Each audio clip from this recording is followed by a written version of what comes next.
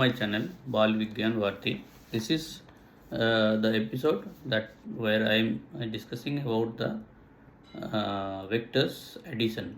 So earlier I have taught you the vector laws, addition laws, triangle, polygons, and parallelogram laws. And after that I have explained some of the problem that is related to addition, and we have reached a problem up to 11, that part A. The next part that I have told you in the last video, I will explain the similar problem but with a different you can say conditions.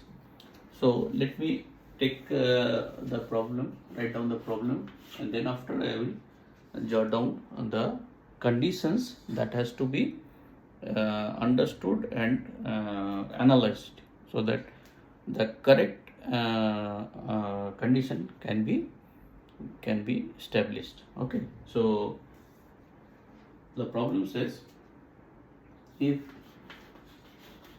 the resultant of two vectors P and Q makes an angle theta 1 with P and theta 2 with Q, then the conditions are: 1, theta 1 always less than theta 2, is it okay? Or theta 1 less than theta 2 if P less than Q. This is associate condition. This implies then only this will establish. Or if this has to be correct, this has to be the condition. Or the fourth one, theta 1 is only less than theta 2 while P is equal to Q. This is a unique condition. So we have to establish with the help of the parallelogram law. So till now we have understood the parallelogram better. So let me take the help of the parallelogram. This is be P, this is be Q, the two vectors, and if I complete the parallelogram, this will be our resultant. Let's say this is R.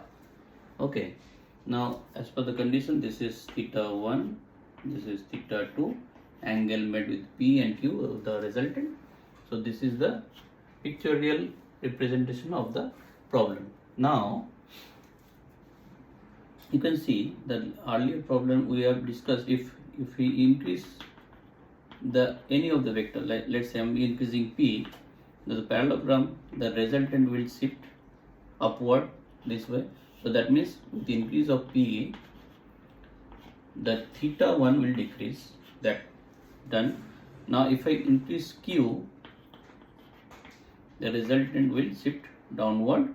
So that means increase of Q, the theta 1 will increase, because this one is theta, the resultant to the P vectors, not the adjacent, the nearby vectors. So this is the condition, and while it is changing the value, theta 1 is changing, the accordingly theta 2 will change. This condition will lie where theta 1 may vary, like that somewhere the theta 1 will be more than theta 2 and somewhere theta 1 will be less than theta 2. Okay, so with the value of variation of the vectors in this in this range, where somewhere theta 1 must be equal to theta 2, because theta 1 is from the boundary, let's say this is theta 2. So theta 1 somewhere it is less than theta 2, somewhere it is more than theta 2. There must be some condition where theta 1 and theta 2 will be same. It will be a boundary. So this also is true. Now if we can bring the condition for which that this condition will come true, then with the variation of that condition, we can understand how the theta and theta 2 will correlate, how it is varying. So let me take, as all these are related to the angle, so we will use the formula of, now one thing you have to understand, the theta 2 with the theory part where we have learned this angle is nothing but the angle between the resultant and the adjacent vectors that we have taken in the theoretical part as a alpha. So theta 2 is alpha, and theta 1 plus theta 2 is the angle between the two vectors that we have taken theta. So now if I put the relation, the tan alpha, the resultant to the adjacent vector is equal to nothing but, what is that, P sin theta by Q by Q plus P cos theta. That was the formula. Now we want to make some boundary condition. So if I assume for case P is equal to Q, for a unique case, okay. Now if P is equal to Q, this will turn into tan alpha equal to, because P and Q will be cancelled out from numerator and denominator, it will become cos of theta. Okay, now this we can write as per the formula, because we know sine of 2 theta is equal to 2 sin theta cos theta, that is trigonometric formula you know, and cos 2 theta is equal to 2 cos square theta minus 1. These are the standard formula that can be established or can be derived, but we will use it directly right now. So if I consider this one, so instead of 2 theta, if I consider theta, this will be nothing but 2 into theta by 2. So angle will be half, so accordingly the value will change. So this will again cos square theta by 2. Okay, so up to this I think we understood, because we are directly using the formula. Now if I cancel it out and one cos will cancel out, it will become tan theta by 2 ultimately. So tan alpha is equal to, so if both are tan, so angle can be equalized. Now if I put the actual value for this problem, theta 2 is nothing but the alpha, this is alpha, that means theta 2 you can replace, and theta is what, theta 1 plus theta 2, so this will be become theta 1 plus theta 2 by 2. So if I solve it, you definitely will get theta 1 is equal to theta 2. Theta 1 is equal to theta 2. So now you can see this such unique relation can be achieved only for this case. Okay. Now if it is so then theta 1 less than theta 2 for PQ is not possible, and this also is not possible because theta 1 is varying and also equalize theta 2, and sometimes it is crossing over. Now the remaining condition is this one. Now how? So it is related. So for P is equal to Q, theta 1 is equal to theta 2, that we have established. Now we will see the diagram. Now this condition you can understand. For P is equal to Q, theta 1 is equal to theta 2. Okay, fine. So you will draw the diagram again by taking P and Q of same dimension. It will ease your understanding. So this is a resultant. It will be almost like it's just like a rhombus. It is of equal side. So here theta 2 and theta 1 are same. Here P and Q are same. Now we increase P. That means if we increase P, that means now is equilibrium condition. Now increase P means it will cross Q. So that means the condition will be P greater than Q. If we increase P, the new parallelogram will be like that. This is the enhanced one. Okay, now your resultant will move into this direction. So now what happened to this Q1, earlier Q1, it will be new Q1 dash, you can say that now new Q1 dash is less than the Q1. So for P greater than Q, Q1 become less than Q1 dash less than Q2, that means less than Q2. So new Q1 also can be represented as the new Q1, the Q1 you can say. Okay, so this is the new value of Q1. So Q1 this case is less than the present Q2 value. Okay, so this condition only satisfying. This condition is not, because if we P less than Q means if we are increasing Q from the equilibrium condition, so the thing will change like that. Q will increase, P is same, so Q is more than P. So in that case, the resultant will shift downward, where Q2 will reduce. Q2 will reduce, so Q2 will be less than Q1. So but condition says Q1 less than Q2. In this case also, this is not the right one. This is not the right one. This is not. So your thing will be like that. Okay. So moving to the problem 12. Now the problem 12 says, this is a generalized problem, but it has some dimension. It was not even a numeric, but it will give you some understanding theoretically to solve further problems. So if direction of two vectors A and B changes, then what will happen to their resultant? Okay, this is the query. Now you can see if there are two vectors, so there may be possibilities that vector A changes, condition 2 vector B changes, and third case A and B both changes.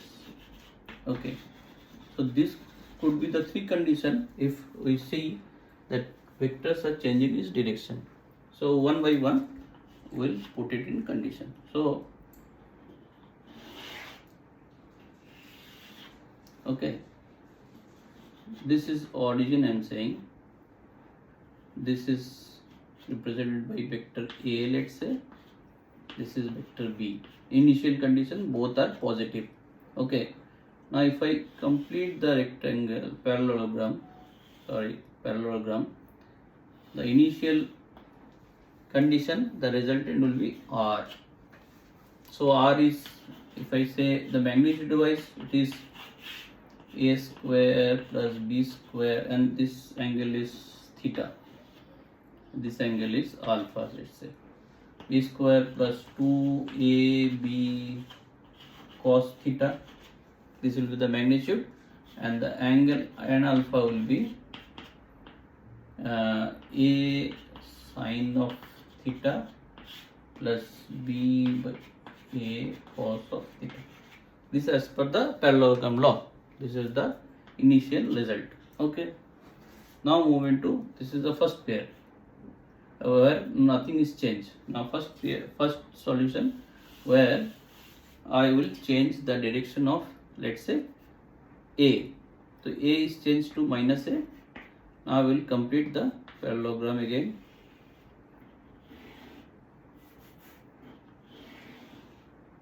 Okay, so this will be minus A, and your resultant will be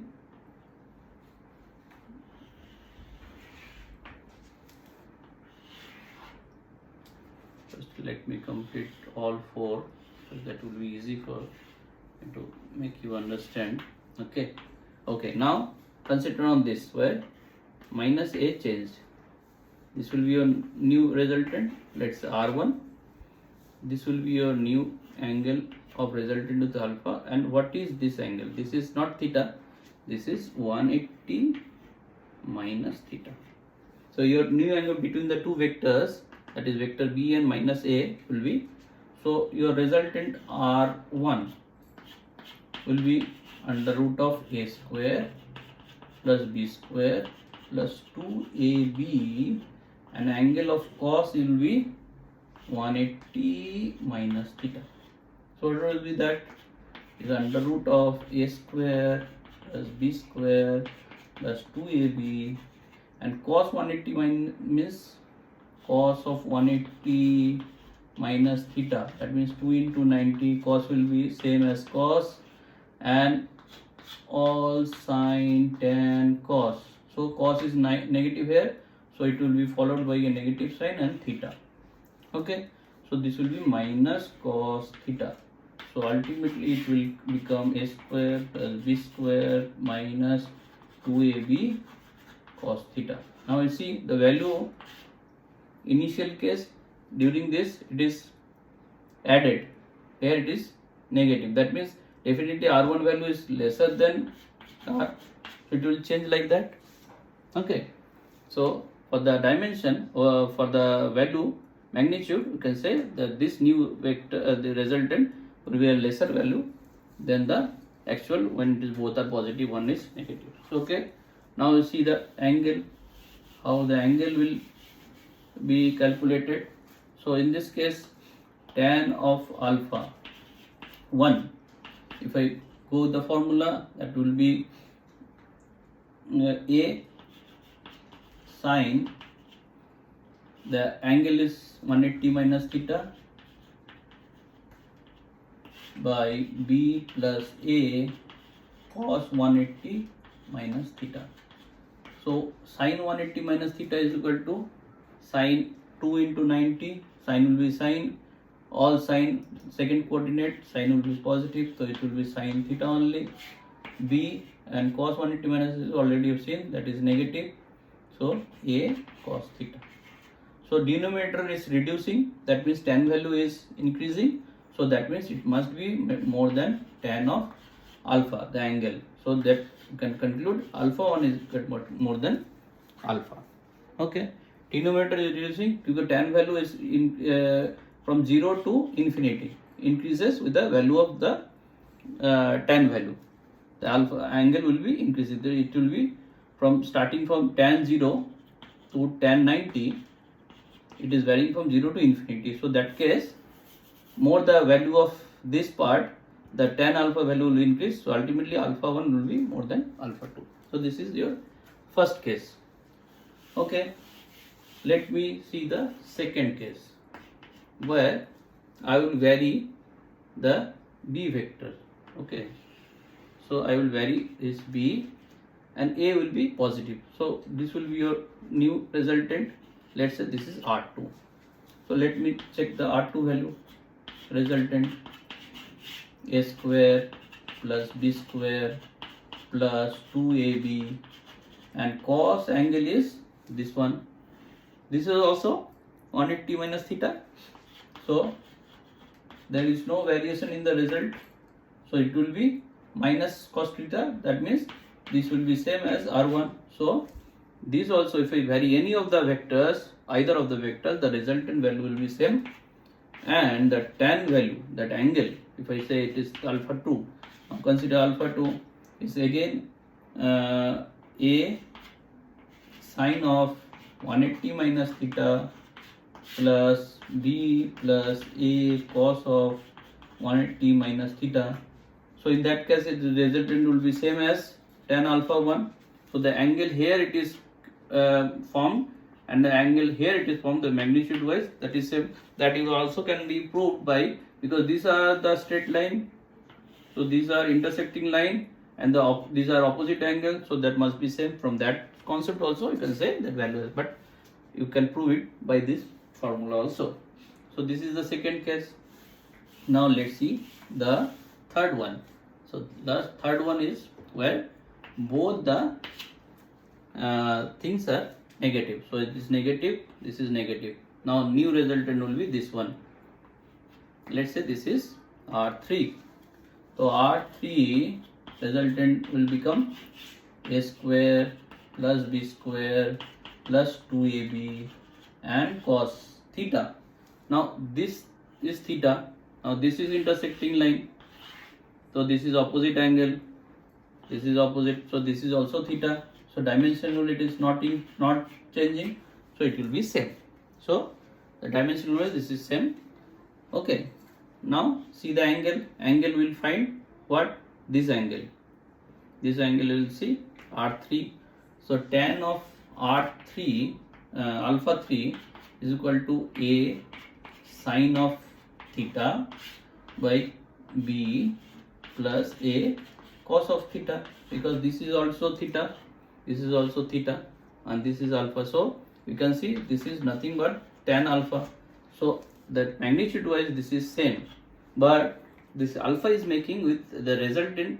You can see the resultant is always positive. We cannot take negative. The resultant if it is positive, but this the orientation of this angle is with the negative b. So this negative b means if it is coming at the third, because we know that this tan alpha can also be written as 180 plus alpha. This does not change value.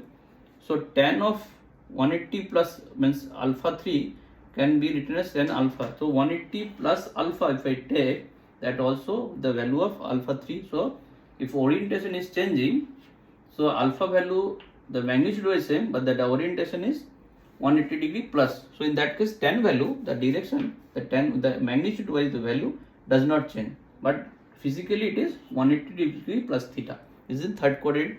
In third quadrant tan is positive. So alpha 3 basically is nothing but 180 plus alpha, because that does not change the magnitude of that angle. But numerical value, if we say, now if I can take some example, if it is 45 degree, so this is also 45 degree, but that 45 degree is making with the negative b. Actually if I consider the value of with positive b, it will be 180 plus 45. So that will be the actual angle. So be cautious when if similar problem comes, the actual angle has to be represented with the respect of the vectors. If you say 45 degree, you have to consider the negative b. Negative b, the angle made, the resultant made with the negative b. Then only the answer will be correct. Okay, otherwise it will be wrong. So choose your answer precisely so that things will be clear. Now you understood how I have done it. So this will be the answer for the question that is being asked here. Okay. So thank you for now. In the next video, I will come with a more number of numerical problem.